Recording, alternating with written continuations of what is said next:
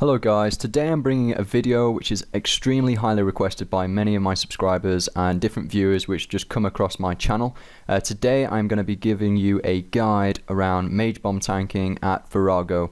So this is a full in-depth guide around each single phase in terms of what abilities you want to use, why you are using those abilities, also including the brand new Devotion ability. So again, this does link to a few subscriber requests where they were wondering how the Devotion ability can be used at VORAGO.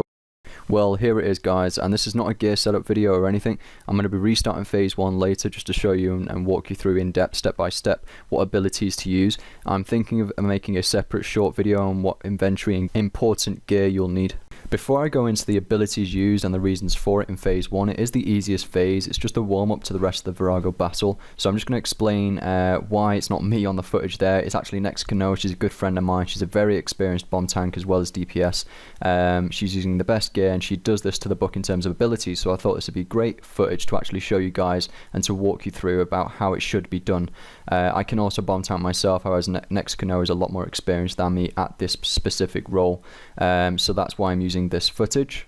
So this is the boulders rotation. It's the hardest rotation throughout the VORAGO weeks in terms of bomb tanking. If you're excluding team split, to be honest, even against team split, the boulders week is definitely the hardest for the bomb tank, especially in phase 3. What you'll see is a different tactic used here, which I haven't gone through in my boulders guide because it's quite complex. However, it does require a lot more from the bomb tank in terms of a lot more blue magic balls which they have to tank. However, this guide is definitely going to help you with that. I'd recommend definitely SeaSingers or Virtus minimum, with even a wand of Treachery is fine, or a Virtus wand. You do not need a Seismic wand, as you can see on the screen. Your role is not to DPS, it's actually just to survive and take all of the magic bombs. So I'm just going to restart the kill now because that's the introduction over with from the beginning, from the start of phase 1. Also, just to clarify for anyone who's wondering, the quality of this video isn't to my usual standard, and that's because it's live streaming, so you're uploading it whilst you're doing the kill to twitch.tv, and therefore the quality isn't going to be as good as if you're recording locally, so just to clarify that.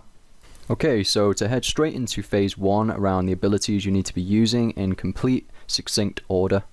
Drink an adrenaline pot right at the beginning of the phase. The reason for that is to build your adrenaline up as fast as you can using basic magic abilities against VORAGO, all the way up to the threshold ability of Devotion, and that's the new ability. This Devotion will protect you 100% against all the magic bomb hits whilst you've got a magic protect on. You'll actually only get hit 1 for each magic bomb that hits you. Whilst all that's happening, the first blue ball which comes your way, make sure you use resonance to heal off it and flick your prayer off. Whilst you do that. Now, at the beginning of this kill, NexicanNoah did get a red bomb straight away. However, the chances of that happening are quite slim with your larger team.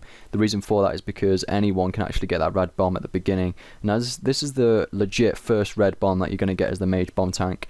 Now, you want to tank that first hit 2 to 3k. It should be 2k if you're further enough away.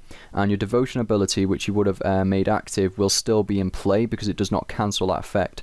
The second red bomb that comes your way, you want to have charged your adrenaline up to 100% to actually use Barricade against that one, which you just saw perfectly done there by NexicanNoah again. Now, if you use Barricade again, you won't get hit at all. It'll deflect the damage. However, the red bomb does actually get rid of that Barricade effect. After this, you should then use Resonance if your HP is low. It always helps as well just to heal a little bit. Then also you want to be using Reflect and Debilitate until you've got Devotion again, or even Rejuvenate if you need that. But you should really be working up to Devotion again to actually use that to prevent any 1 or 2 more red bombs which come your way in phase 1.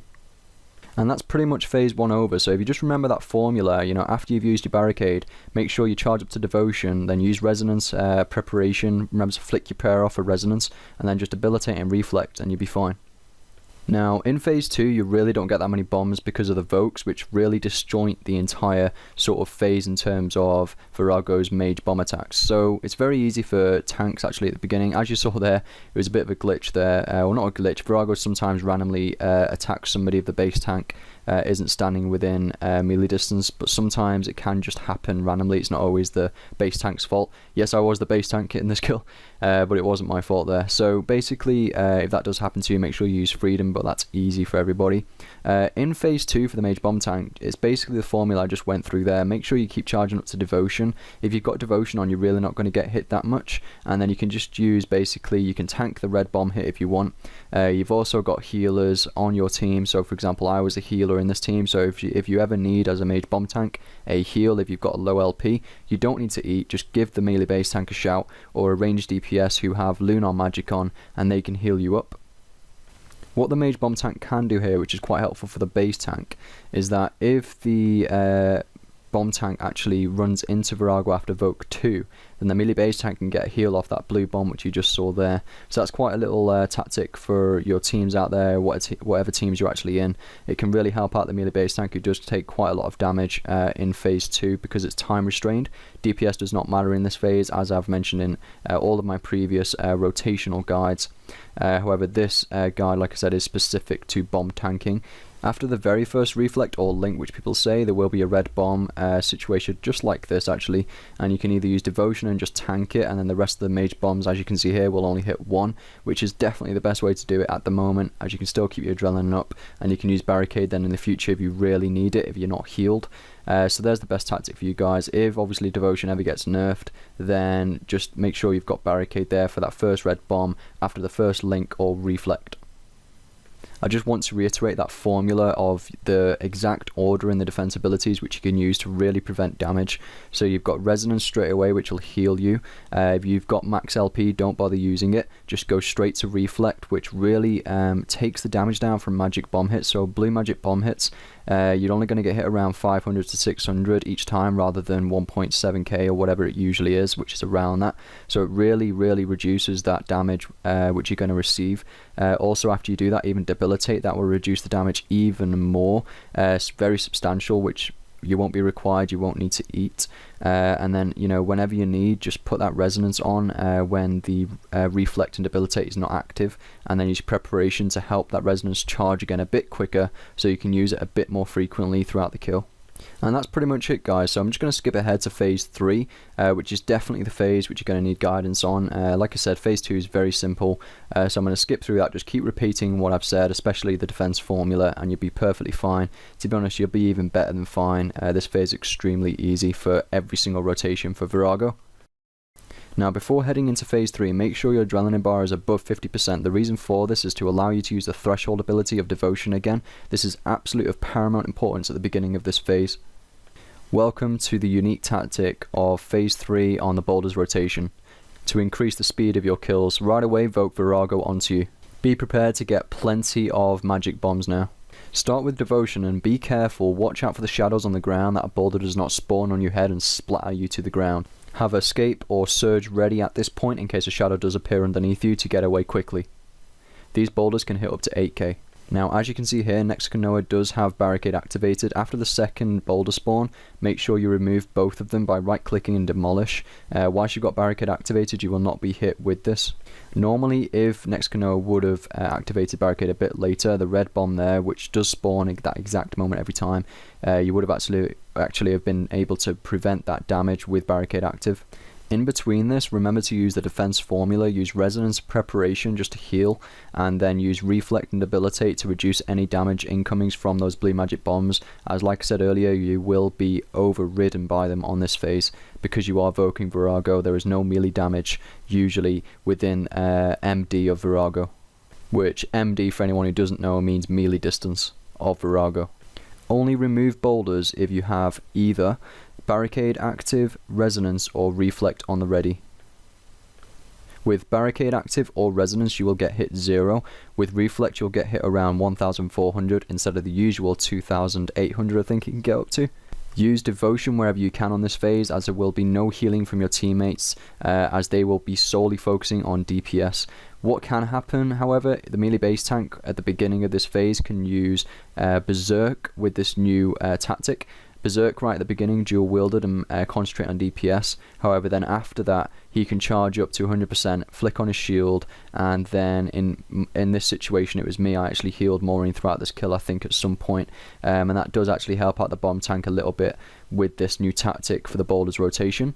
Now on to phase 4. So after the first waterfall, this is the same for every rotation. As the Mage Bomb Tank, you need to stick to the wall and vote Vorago onto you. It helps to surge out quickly from that point and then vote Vorago onto you. The reason for that is it actually prevents you from actually getting a minion, which can really mess up yourself in terms of bomb tanking, because then you have to concentrate on the minion. You have to get someone else to switch to bomb tank in order for you to actually dual wield and not take any more damage from the mage bombs. So rather than that, just vote Vorago instantly on you, and what we found out is that actually a minion does not spawn. If the melee base tank does get a minion, then just keep tanking Vorago until he's finished, and he or she will voke Vorago back onto him or her. Watch again for the boulders spawn, which again do spawn in phase 4. Use barricade to remove them, and again after that just use resonance to heal off magic blue balls. Use reflect and debilitate whenever you can, and obviously preparation to recharge that resonance quicker whenever you can until the second waterfall spawns. After the second waterfall, just do the same again, vote Vorago onto you, take the magic bombs at the beginning, and just follow exactly what I just went through, and it's just a repeat process. And again, after the second waterfall is complete, you will go back onto Vorago, vote him onto you. Sometimes you might not want to vote Vorago onto you after the second waterfall. The reason for that is because the melee base tank, which is me in this situation, may need to walk Vorago if you haven't got Vorago down to the correct life points, but don't worry about that as the Mage Bomb Tank. Just repeat the process which I went through at the beginning. Now this gives me a bit of time just to talk to you guys whilst you're watching the footage behind of what I've just said. Vorago, as you can see, it is very in-depth, very intense, and you do need to have a lot of capability in yourself. It takes a lot of practice, and it also takes a lot of teammates who are willing to learn with you or willing to teach you. So today, with a few clan mates and with the clan leader, myself and NexicanNoah, we set up an FC, a friends chat, and we invited people from the clan who wanted to learn to come into the friends chat, and we did Vorago for 3 hours this afternoon. Today is New Year's Day, so I just wanted to give some back really to the clan. I know exactly what I'm doing now in Vorago pretty much, and it's just nice just to teach other people and just enhance their knowledge around it. And that's why I make these guides as well, is just to help you guys around different rotations. As you can see there, by the way, that's the perfect representative of me actually taking that mage bomb hit to actually heal off, because I needed that heal.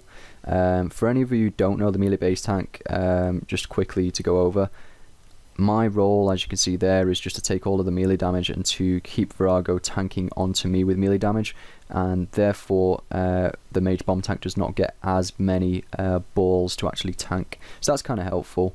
But I hope you are enjoying this guide so far. As you can see, this is the second waterfall, which is just going about now. Sorry, the third waterfall. After this, it's all about DPS. The Mage Bomb Tank doesn't actually need to vote Vorago onto him or her. You should have had the life points of Vorago down to around 20-30k before that last waterfall spawns, so then once the waterfall disappears, your whole team can go in there and just DPS Vorago right down. So as you can see now, we're going into phase 5. You want to be starting phase 5 again with devotion, so make sure you have your adrenaline on at least 50% going into phase 5 as the Mage Bomb Tank. Now make sure you walk backwards when the first red bomb spawns, because you do not want to get a 5k hit whilst being near the DPSs. Make sure you hug the north wall as well. Now by this time you would have already hit devotion. Again, remember the red bomb does not delete the effects of devotion. After devotion wears out, use resonance to heal off a blue bomb. Meanwhile, you will be spamming basic and magic abilities, and by the way, it's always handy to use anticipation as well. Okay, so bleeds is a bomb tank. If you do get the bleed effect on you, I'm going to keep it really simple. The first bleed which you get on you, use freedom. If and whenever you get a second bleed throughout phase 5, if it's not in a row, try and use freedom again. If it's not ready, go towards the base tank. So if you get it in a row, it won't be. Head towards the base tank and then use escape back out of the base tank, and then that'll obviously get rid of the bleed effect. It's very rare you're going to get 3 bleeds, to be honest. If you do, then you might get hit 4.5k, but just follow that order. If you get 1 bleed, use freedom. The second bleed, run towards the base tank and then use escape to come backwards, and that's how you get rid of the bleeds. Now if you were following the order, when the red bombs spawn again, make sure you've got barricade ready and you use it. Once you've used the barricade, just literally use an adrenaline pot and build up to reflect or devotion again. If devotion's ready, definitely put that as a priority. Never use immortality in phase 5, because a red bomb, if it spawns, it will actually be able to hit through it So a red bomb spawns, let's say, and you get a bleed, it will cancel the immortality and then you will die from it. So just don't use immortality in phase 5. Another thing to note is that red bombs will cancel all defense abilities except for devotion or rejuvenate. Never use immortality on a red bomb, you will die, and directly after a red bomb impact you can't use any abilities for literally 1 or 2 seconds, so keep that in mind. So guys, well done, you have now learnt how to Mage Bomb Tank at VORAGO. If you master all of this, you will be absolutely laughing at VORAGO. My name is UrgntJustice, thank you for watching. This video features NexicanNoah, who has happily Mage Bomb Tanked and live streamed it, so thank you for that. This guide was jointly produced by both myself and NexicanNoah, so a massive thanks for that as well, thank you.